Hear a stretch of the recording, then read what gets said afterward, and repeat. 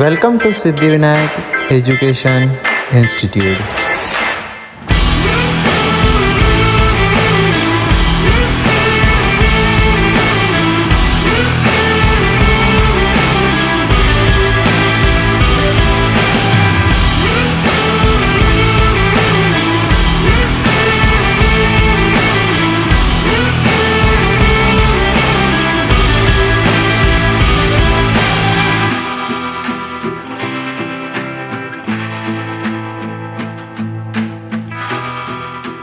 Hi everyone, I am Ojas Rangnale from Siddhivinayak Education Institute. Today I am here to explain the concept of equation of trajectory in a subject of physics. Physics is a very important subject from the point of view of all the competitive examinations. So today we are here to study the concept of equation of trajectory of motion in a plane. So what is equation of trajectory? Equation of trajectory की जब हम बात करते हैं तो उसमें हम कुछ नहीं कर रहे, बस y एक्सिस जो है उसको x एक्सिस के टर्म में हमें लिखना होता है. We are writing the y component of the path in term of x component. So how can we write? जब हम इक्वेशन ऑफ ट्रेजेक्ट्री पढ़ रहे तो उस समय हम लोग x कंपोनेंट और y कंपोनेंट को 2D की जब बात करते हैं तो उसमें टाइम के टर्म में दिखाते हैं. तो हमको कुछ ऐसा करना होगा कि जिससे हम टाइम को एलिमिनेट कर सके. अगर हमने टाइम एलिमिनेट कर दिया तो उसमें ऑटोमेटिकली y को हम x के टर्म में रिप्रेजेंट कर सकते हैं. So let us look how we can. Suppose मैं किसी प्रोजेक्टाइल को यहाँ से थ्रो कर रहा हूँ और वो कुछ ऐसा जा रहा है. अगर इसकी इनिशियल वेलोसिटी को मैं u मान रहा हूँ और ये कुछ थीटा एंगल पे मैंने फेंका था, तो जब मैंने इसे फेंका इसका x कंपोनेंट हो जाएगा इसके वेलोसिटी का u cos theta and the y component of its velocity will be u sin theta. अब मैं यहाँ पे सेकेंड इक्वेशन पुट करूँगा. जब मैं x एक्सिस में सेकेंड इक्वेशन ऑफ मोशन लगा रहा हूँ s is equal to u t plus half a t square, तो वहाँ पे हमें कोई एक्सेलरेशन तो नहीं मिल रहा, तो हम डायरेक्ट वहाँ पे s is equal to u t लिख सकते हैं. तो यहाँ पे मैंने लिख दिया s is equal to u x t. अगर मैं इस टर्म में इसको लिखता हूँ तो ये कुछ इस तरह से आ जाएगा, बिकॉज x एक्सिस में जो वेलोसिटी का कंपोनेंट एक्ट कर रहा है वो है u cos theta. So it will be u cos theta t. तो मुझे t की वैल्यू यहाँ से मिल गई x upon u cos theta. फिर जब मैंने y एक्सिस में सेकेंड इक्वेशन ऑफ मोशन लगाया तो उसमें मेरे पास एक्सेलरेशन भी था और वेलोसिटी भी थी. तो मैंने कुछ इस तरह से लगाया और जो मैंने टाइम जो मेरे को यहाँ पे मिला था उसको मैंने इस इक्वेशन में पुट कर दिया.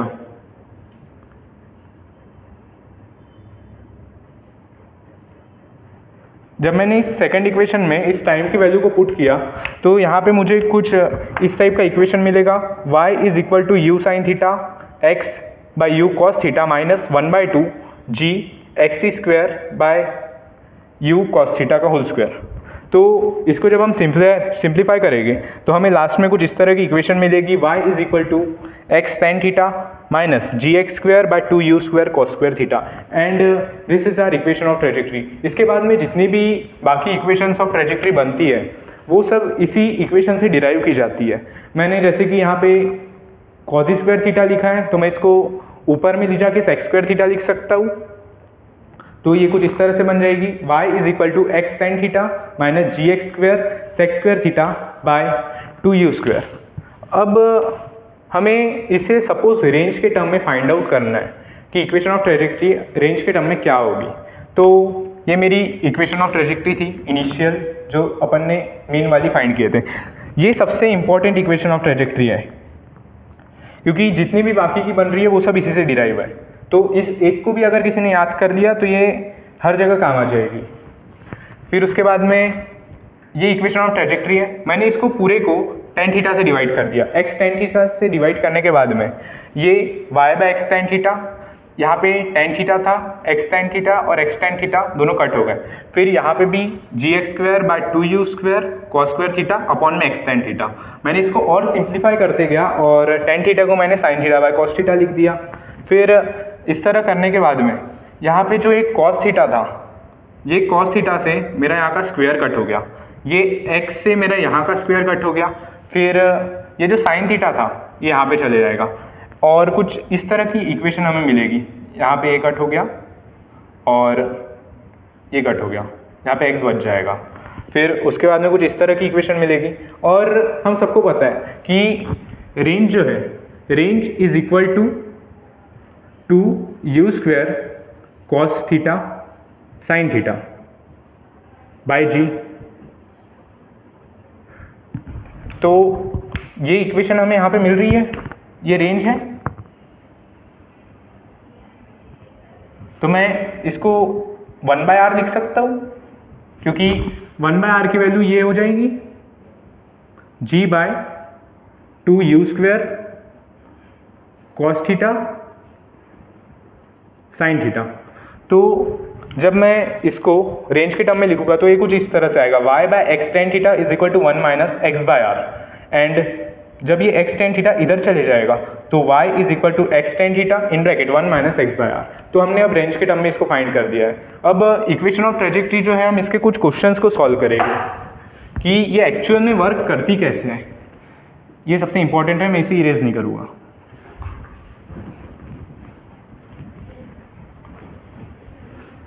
तो हमारा फर्स्ट क्वेश्चन है कि y is equal to √3x minus 2x square. तो अभी हमें यहाँ पे एंगल ऑफ प्रोजेक्शन फाइंड करना है। इक्वेशन ऑफ ट्रेजेक्ट्री जो है ना, ये सबसे इजी कॉन्सेप्ट है मोशन इन 2D का, क्योंकि बाकी में प्रोजेक्टाइल आता है, उसमें भी कॉन्सेप्ट लगते हैं, बट यहाँ पे उतने कुछ कॉन्सेप्ट नहीं लगाना है। मैं डायरेक्ट यहाँ पे फर्स्ट क्वेश्चन को सॉल्व करूँगा। यहाँ पे दिया है y is equal to √3x minus 2x square. जब मैं इसको इस इक्वेशन के साथ कंपेयर करूँगा अपने, y is equal to x tan theta minus gx square by 2u square cos square theta. तो यहाँ पे x है √3x, मतलब जब मैं इससे कंपेयर किया तो मेरे को ये पता चला कि ये x tan theta is equal to √3x, x tan theta is equal to √3x। तो यहाँ से दोनों साइड से x हो गए कैंसिल, और मेरे को आखिरी में मिल गया tan theta is equal to √3। अब tan की वैल्यू √3 आती कब है, तो वो आती 60 डिग्री पे, तो theta is equal to 60 degree, है ना। बहुत इजी क्वेश्चन। इसके बाद में बाकी भी क्वेश्चन सेम है, बहुत इजी क्वेश्चंस होते हैं इसके, और इसके ज़्यादा कुछ पूछेगा भी नहीं, और पूछ भी लिया तो वो कंपेयर करके पूछता है। जैसे अभी हमने कॉस स्क्वायर थीटा को सेक स्क्वायर थीटा लिखा था, फिर उसको रेंज के टर्म में फाइंड किया, उसी टाइप के क्वेश्चन रहते हैं। अब सेकंड क्वेश्चन है y is equal to α x minus beta x square. यहाँ पे भी हमें थीटा फाइंड करना है, मतलब एंगल ऑफ प्रोजेक्शन फाइंड करना है। तो y is equal to α x minus beta x square. तो वापस मैं इसको इस इक्वेशन से कंपेयर कर रहा हूँ। x tan theta is equal to α x tan theta is equal to α x। दोनों साइड से x और x हो गए कट, तो थीटा की वैल्यू आ गई मेरे पास में tan inverse alpha. I hope आप सभी को ये क्वेश्चंस बहुत इजीली समझ रहे होंगे, और इसके क्वेश्चंस इससे ज़्यादा हार्ड आते भी नहीं है। अब ये थर्ड वाला जो क्वेश्चन है ना, इसको ध्यान से देखना। ये क्वेश्चन थोड़ा कॉन्सेप्चुअल है इस क्वेश्चन में, बट हम इक्वेशन ऑफ ट्रेजेक्ट्री का ही यूज़ करेंगे। यहाँ पे बोला है कि a trajectory of a projectile from the ground is given by y is equal to x minus x square by 20 and here x and y are in the metre.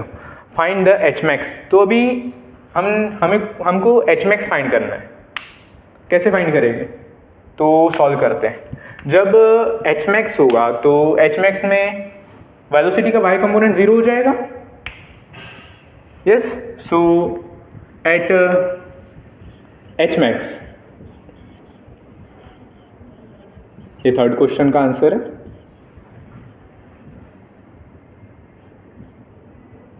vy is equal to 0। ये 0 हो रहा है y component, इसका मतलब dy by dx is equal to 0 हो रहा है। Yes, तो अब हम y की जो इक्वेशन दी है, y is equal to x minus x square by 20, इसको डिफ्रेंशिएट कर देंगे। dy by dx is equal to d x minus x square by 20 upon में आ जाए, और यहाँ पे डी एक्स के टर्म में, तो d y by d x जो है वो तो ज़ीरो है हमारे पास में, तो ये हो जाएगा ज़ीरो। और जब मैं इसका डिफ्रेंशिएशन करूँगा तो यहाँ पे आ जाएगा x का 1 हो जाएगा और माइनस 2x बाय 20, 2 से 20 कट हो गया तो 1 माइनस x बाय 10 बच गया इज इक्वल टू 0।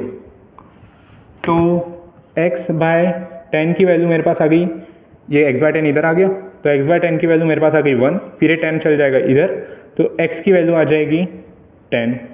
तो जब मैक्सिमम हाइट पे ऑब्जेक्ट पहुंचा था तब उसका x कंपोनेंट था 10, तब मुझे फाइंड करना है इसकी मैक्सिमम हाइट। क्या मैं निकाल सकता हूँ इसकी मदद से इसकी maximum height? Yes of course I can, क्योंकि मुझे इक्वेशन ऑफ ट्रेजेक्ट्री दी हुई है।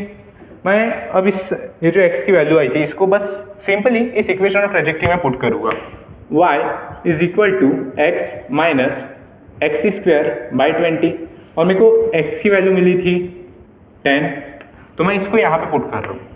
y is equal to 10 minus 10 का square by 20 is equal to 10 minus 10 का स्क्वायर मतलब 100 अपॉन में आ गया 20, इसका मतलब यहाँ पे आ जाएगा 10 माइनस 5 इज इक्वल टू 5। ये क्वेश्चन कितना इजीली सॉल्व हो गया with the help of equation of trajectory, और ये क्वेश्चन जेईई मेंस 2023 का क्वेश्चन है और ये भी बहुत इजीली सॉल्व हो रहा है। तो कुछ इसी तरह के इक्वेशन ऑफ ट्रेजेक्ट्री के क्वेश्चंस हमें देखने को मिलते हैं। इक्वेशन ऑफ ट्रेजेक्ट्री में जब हम देखेंगे तो इसमें क्वेश्चंस, इसका यूज़ करना कब है, इसमें मेन प्रॉब्लम जाती है। तो अब हम ये देखते हैं कि इसका यूज़ होगा कब। अगर मैं किसी प्रोजेक्टाइल को लॉन्च कर रहा हूँ किसी एंगल थीटा पे, मैंने इसको इस तरह से कुछ फेंका, और जब मैंने इसको फेंका था तो इसका एंगल था थीटा। अगर ये नीचे आ गया तो इसका हॉरिजॉन्टल डिस्टेंस r हम फाइंड कर सकते हैं with the help of formula, H max भी फाइंड कर लेंगे, टाइम ऑफ फ्लाइट भी फाइंड कर देंगे। बट अगर कभी कुछ ऐसा हुआ कि मैंने इसको फेंक तो दिया बट यहाँ पे नीचे पहुँचा ही नहीं, बीच में यहाँ पे कुछ ऑब्जेक्ट था उससे वो टकरा गया, तब मैं कैसे फाइंड करूँगा? तो हम इसे फाइंड करेंगे with the help of equation of trajectory. जैसे कि अभी हमने देखा कि वो जो ऑब्जेक्ट था वो एच मैक्स पे डिस्टेंस उसने ट्रेवल किया था r/2 और इसकी वैल्यू थी 10, तो 10 मुझे x कंपोनेंट मिल गया, तो x कंपोनेंट की मदद से मैं y को फाइंड कर लिया क्योंकि मैंने y को x के टर्म में लिखा हूँ। तो इसी तरह के कुछ क्वेश्चंस हमें इक्वेशन ऑफ ट्रेजेक्ट्री में देखने को मिलेंगे एंड आई होप आपको ये कॉन्सेप्ट बहुत इजीली समझ गया होगा। So thank you and I hope that you will like, comment and subscribe on my video. Thank you.